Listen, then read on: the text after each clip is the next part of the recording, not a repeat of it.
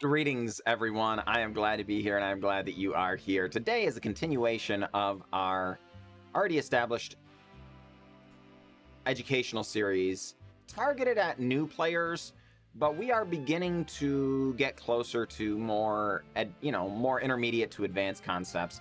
Today, we're going to be talking about some very basic deck building ideas and kind of explaining why they are what they are.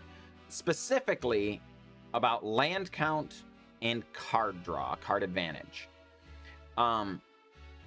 These things are very, very important to understand as a concept when you go to craft your own deck.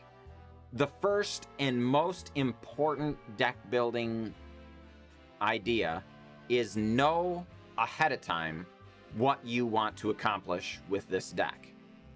Now, of course, your answer is almost always going to be, well, I want to win the game, of course. But no, how do you want to win the game? Are you going to be really aggressive and attacking with your creatures turn after turn, just trying to get your opponent's life total to 0 as quickly as possible?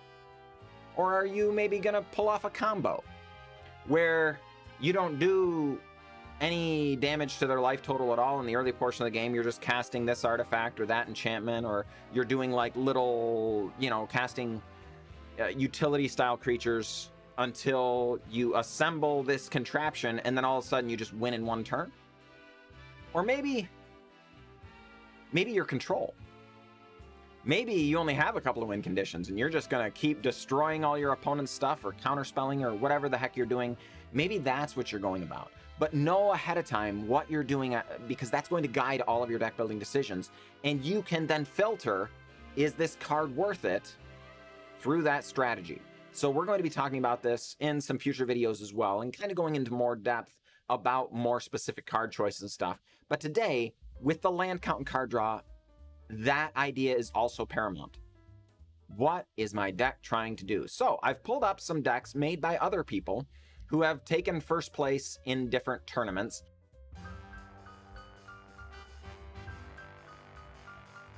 This one is Red Deck Wins by Shoya Suzuki.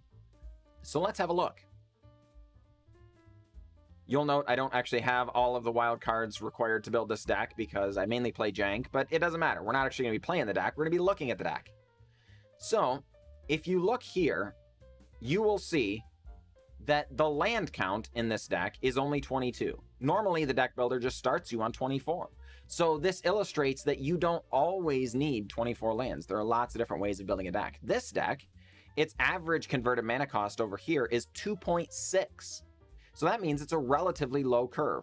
We're doing a lot of things down here in the 1 and 2 mana slots, and then a few things up here. Also understand that the converted mana cost is skewed just a little bit high because the Shatter Skull Smashings are normally lands, so that's a 2 mana cost land. But also, there are 4 Embercleaves here, and you never pay 6 mana for Embercleave. At the very least, you're paying 5 mana, but oftentimes you're paying as little as 2 or 3 mana for it. So the average converted mana cost is actually a little less than that, but you get the idea.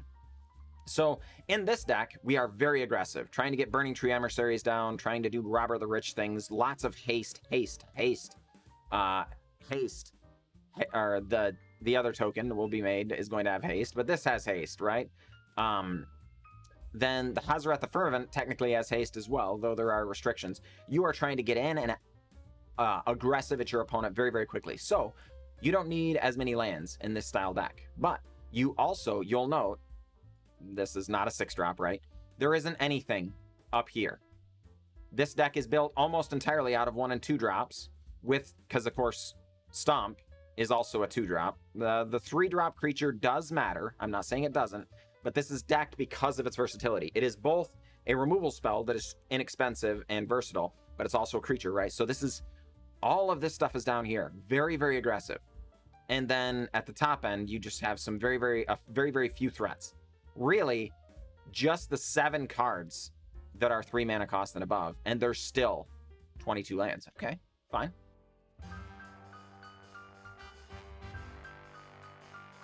Let's take this red-green aggro deck by Henry Etchberger, who took first place in a Channel Fireball Flight 1.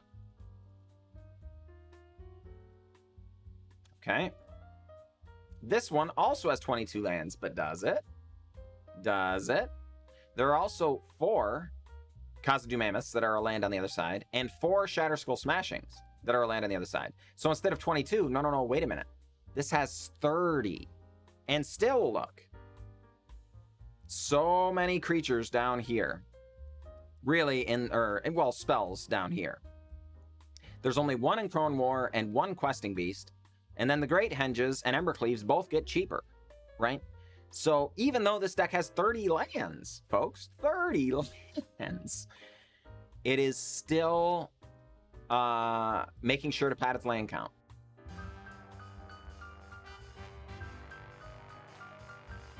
Let's take this Esper Doom Foretold deck by Giulio Orlandi. It's an 80-card deck, so it's going to have more lands, but there are 29 actual lands in this deck, as well as 2 Hagar Maulings, 4 Emeria's Calls. So, folks, this is, in an 80-card deck, 35 lands, it looks like. Folks, that's darn near, that is approaching, I should say, every other card is a land, because things are moving a little slower here. But wait, there's more. There are even ways of drawing cards. Draw 3 cards. This scries or draws a card. This scries 2 and draws a card, right? So, the summation of this early portion of what we're talking about is, if you want to have a successful deck, do not skimp on lands. It is very often that the early deck builder will make the mistake of putting together a list of really cool and powerful things that include 5 drops and 6 drops, of which you'll note there are 0 in this list. There are no 6 drops, and then only have 22 or 23 or 24 lands. It's not going to cut it. Your deck will suffer. So, cutting out some number of those really cool things actually allows you to cast some of these other really cool things. Make sure you have enough lands.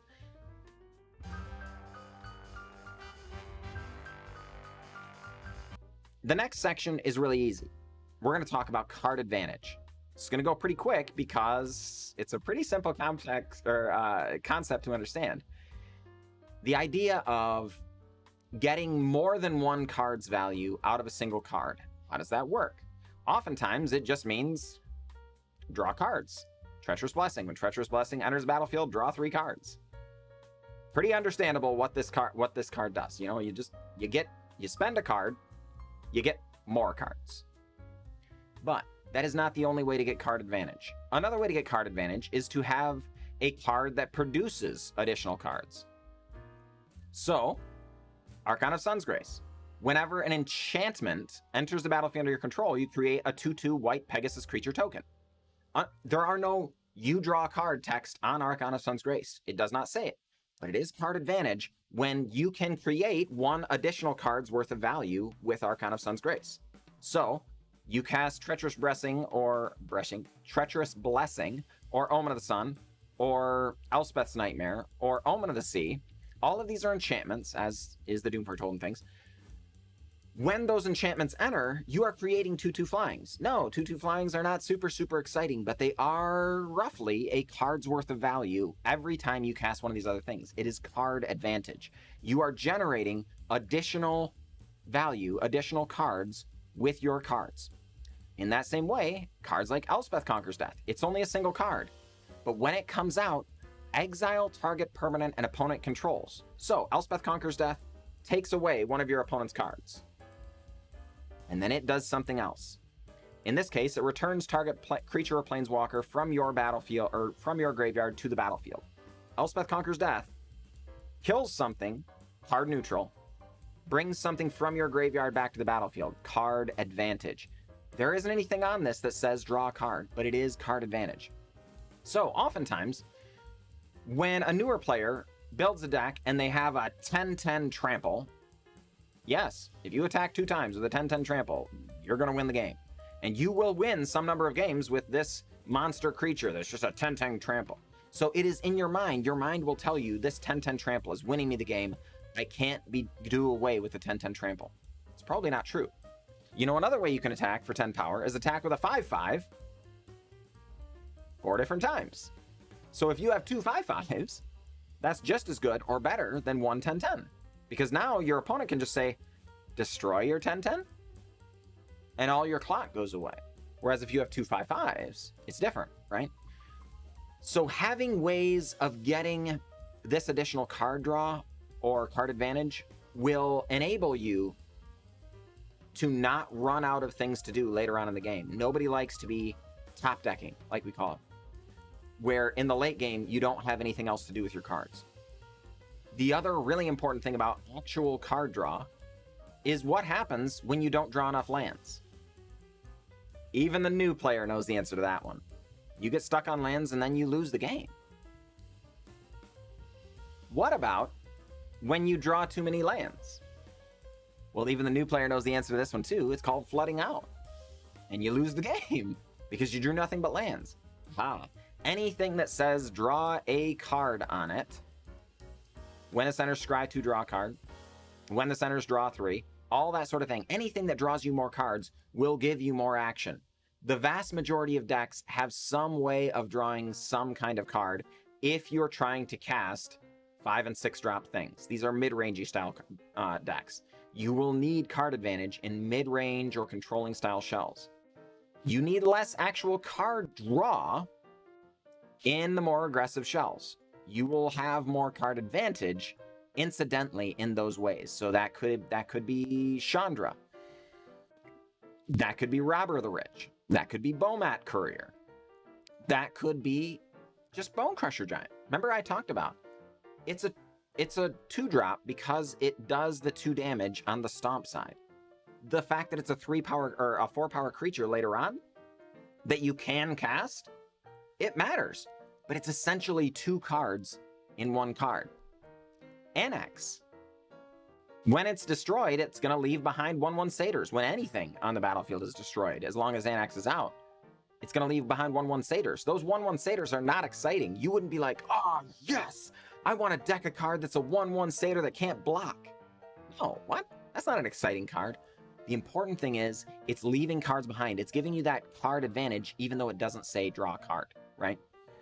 Chandra literally kind of just lets you play cards from the top of your library. That is card advantage right there. And Hazaret the Fervent allows you to discard cards to deal 2 damage, which you're like, wait a minute. Discarding cards isn't card advantage. That's the opposite of that. You're losing cards. But you're getting that damage. So later on in the game, when you draw your 5th land, when you draw your 6th land, when you draw your 7th land, and you're just like, oh my goodness, I'm going to lose this game. No. Hazaret lets you discard those useless cards and get something that is not useless. Damage to the opponent's face, right? So in that way, even the mono-red strategy that is the most aggressive strategy still has card advantage, right? So these concepts, very important to go over. We will likely reference them in future videos as well. But I wanted to make a quick video discussing these concepts so that we can get a baseline of when we start talking about deck building. Some of the most important things we're going to be talking about are land counts and card advantage. It's going to come up quite a bit. So I'll see you in the next few videos. Hopefully you'll be able to see some value in this content. I'm really excited about it. I'm really trying to be informative here. Let me know if there are things I didn't go over well enough. Just down in the comments. Let me know if there are things you would, want discussed. I also want to discuss them.